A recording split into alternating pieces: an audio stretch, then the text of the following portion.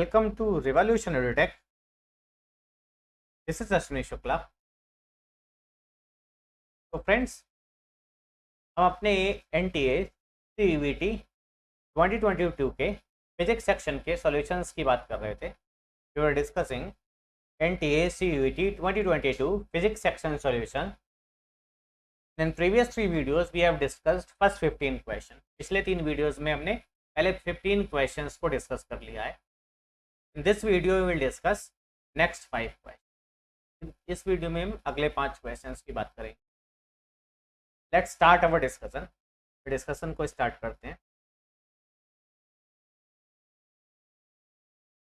That is, if we'll talk about question 16, we'll refer the question from the book. If we'll refer the 16th question from the book, 16th question from the book, it is asking about Einstein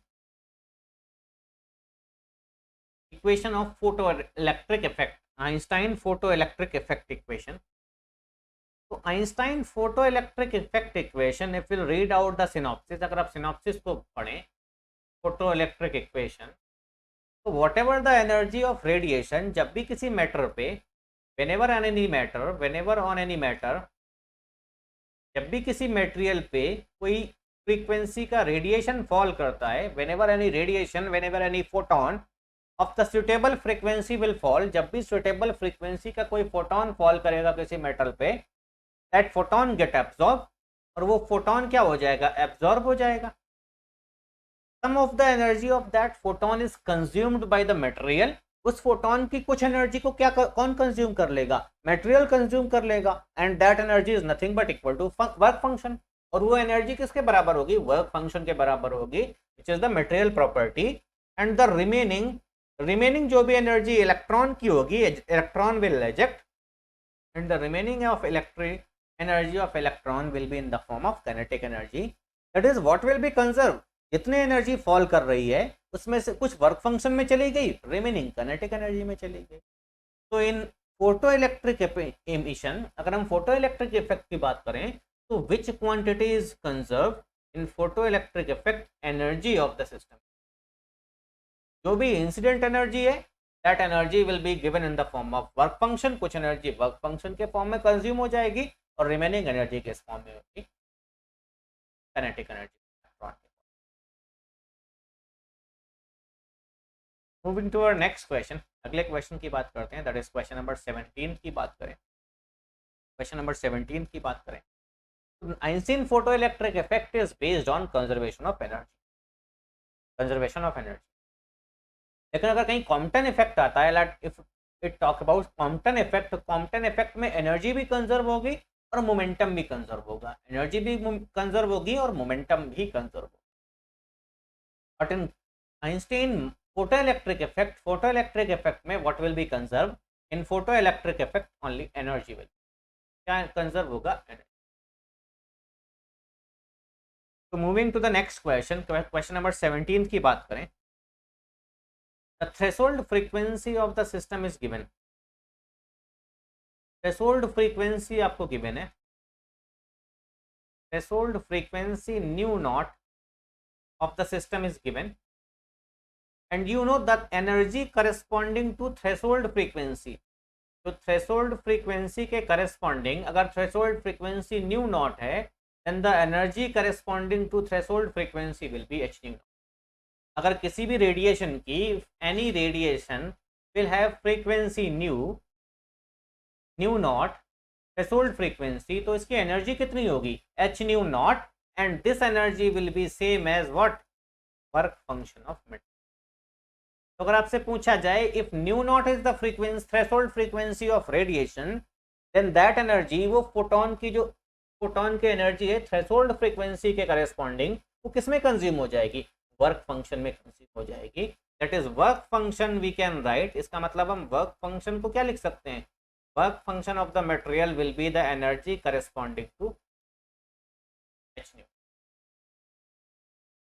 So we know h is of the order of h, the value of h is of the order of 10 to power minus 34, and nu naught frequency will be given, so one can find out the energy or work function.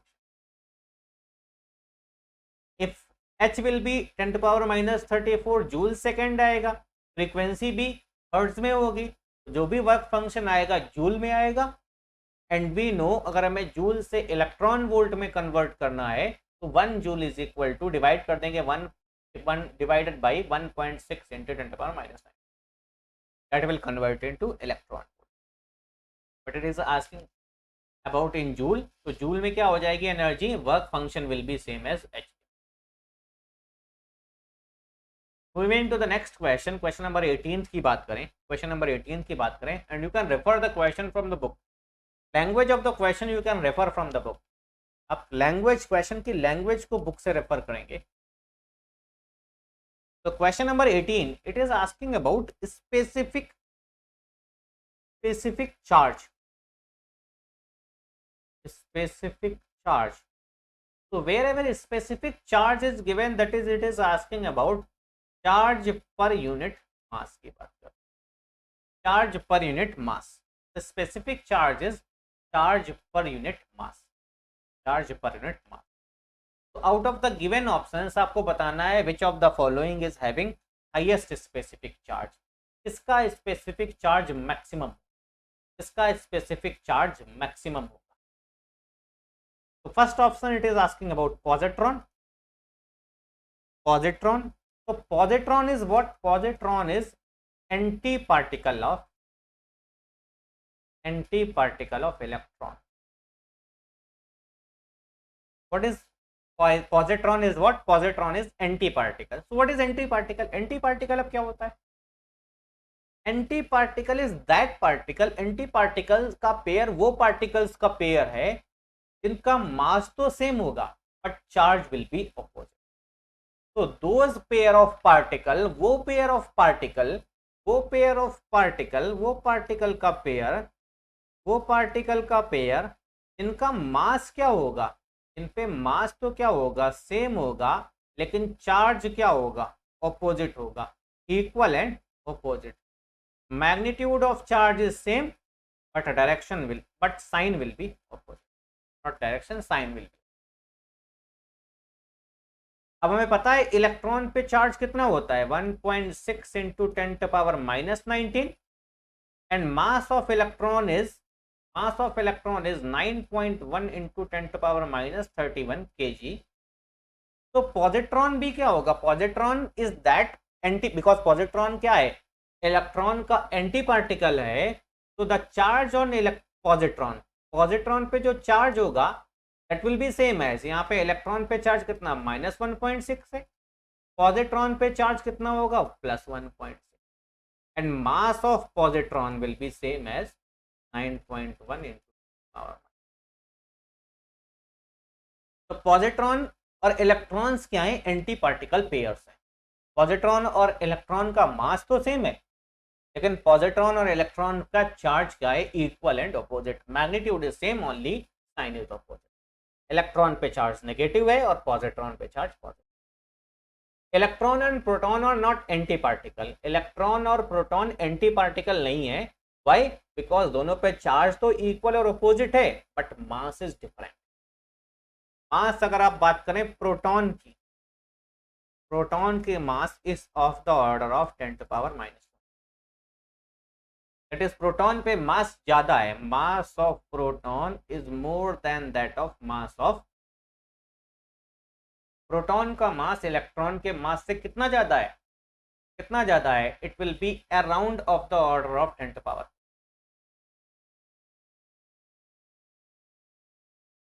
तो आपसे पूछा गया है find, आपको बताना है किसका specific charge maximum होगा.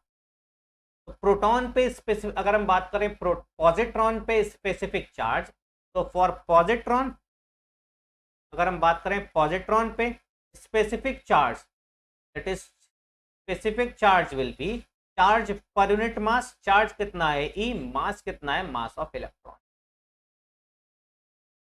Second option is mass of proton. अगर हम बात करें प्रोटॉन पे, तो प्रोटॉन का स्पेसिफिक चार्ज कितना होगा, चार्ज तो सेम है लेकिन नीचे क्या आ जाएगा, मास ऑफ प्रोटॉन. और प्रोटॉन का मास इलेक्ट्रॉन से ज्यादा है तो स्पेसिफिक चार्ज क्या हो जाएगा, कम हो जाएगा, बिकॉज यहाँ पे डिनोमिनेटर इज मोर. तो तो जो स्पेसिफिक चार्ज होगा that will be less. Proton का मास ज्यादा है, चार्ज सेम है, इलेक्ट्रॉन और पॉजिट्रॉन पे चार्ज सेम है, लेकिन मास किसका ज्यादा है, प्रोटॉन का मास ज्यादा है। तो डिनोमिनेटर अगर ज्यादा है तो फ्रैक्शन क्या होगा, कम। Third option it is asking, third option की बात कर रहे हैं, so third option it is asking about helium atom, it is asking about I think helium atom. तो if will talk about helium, helium की अगर बात करें तो हीलियम के न्यूक्लियस में, in helium nucleus, in the nucleus of helium there will be 2He4। in the nucleus of helium, helium के nucleus में, हीलियम के न्यूक्लियस में what will be the charge, what will be the charge, charge कितना होगा, what will be the charge। अगर हम helium को complete consider करें तो हीलियम पे नेट चार्ज कितना होगा, net charge will B 0। And if net charge will B 0, what is specific charge, 0 also। what is specific charge, specific charge कितना हो जाएगा, स्पेसिफिक चार्ज विल बी, तो specific charge on helium atom will be 0। But अगर बोलता helium के nucleus की बात करते हैं, तो अगर बात करते हैं हीलियम के न्यूक्लियस की, तो न्यूक्लियस में भी what is there, 2 proton plus 2 neutron, and mass of proton is approximately same as mass of neutron, और चार्ज केवल और केवल प्रोटॉन पे ही है। तो टोटल चार्ज कितना हो गया 2E, और मास कितना हो गया 4 times of mass of, that is charge, specific charge की अगर बात करें तो this comes out to be E/2 into mass of proton. Now denominator is even more, अब डिनोमिनेटर और बढ़ गया तो फ्रैक्शन और कम हो जाएगा, फ्रैक्शन और कम हो जाएगा। तो मैक्सिमम चार्ज पर यूनिट मास किस में आएगा, specific charge will be with respect, because यहाँ डिनोमिनेटर मिनिमम है तो fraction maximum. Moving to the next question, 19th question की बात करते हैं, 19th क्वेश्चन की बात करते हैं। Same question we have discussed, that again if a charged particle q is moved through a potential difference of v volt, अगर हम q चार्ज को v वोल्ट पोटेंशियल डिफरेंस से मूव करा देंगे तो चार्ज पे कितना वर्क डन होगा, work done on the charge will be equal to q into V, and that will be same as change in kinetic energy. और यही क्या होगा, काइनेटिक एनर्जी में change, the same will be the change in kinetic energy, same will be the change in kinetic energy, same will be the change in kinetic energy, and kinetic energy change can be written as final kinetic energy minus initial kinetic energy। initially अगर rest पे है तो initial kinetic energy will be 0, that is the kinetic energy gained will be equal to q into v। Charge electron volt E में है, potential कितना है v, तो ये किसमें चार्ज आ जाएगा, this charge come, this energy comes out to be in electron volt, ये एनर्जी किस में आएगी, इलेक्ट्रॉन वोल्ट में। But what is it is saying, आपको निकालना है क्या है, एनर्जी इन जूल निकालनी है। तो अगर जूल में एनर्जी निकालनी हो तो the energy comes out to be 1 electron volt, और 1 इलेक्ट्रॉन वोल्ट को अगर जूल में कन्वर्ट करना है तो 1 electron volt, if we need to convert this electron volt 1 electron volt into joule, 1 electron volt is how many joules, एक electron volt को अगर हमें जूल में रखना है तो इलेक्ट्रॉन पे कितना चार्ज है, इलेक्ट्रॉन पे चार्ज है 1.6 into 10⁻⁻19,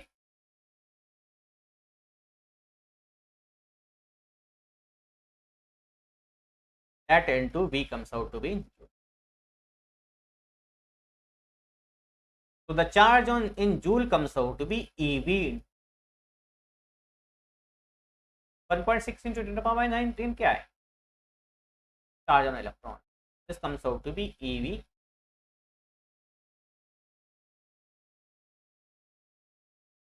moving to the next question, moving to the next question, 20th question, 20th question की बात करते हैं।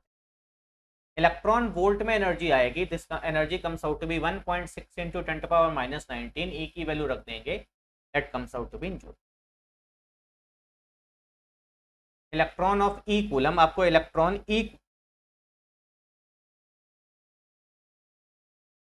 Electron of E coulomb, sorry charge is given E coulomb, आपको चार्ज ही कितना गिवन है, चार्ज ही कितना आपको गिवन है, ई कूलम गिवन है, and V is what, potential, so it comes out to be EV.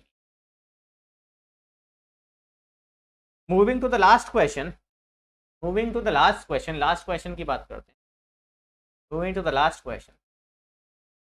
अगर आपको किसी भी रेडिएशन की wavelength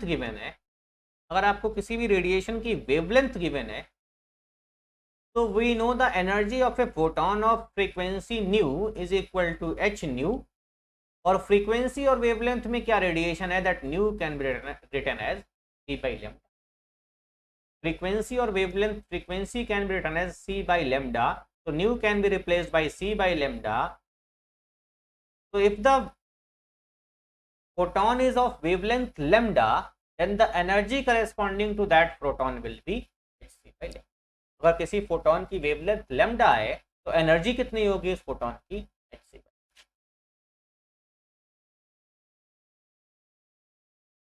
I hope this will help you. If you like this video, do like and share this video and subscribe my channel. I hope this will help you. Thank you. Jai Hind. Vande Mataram.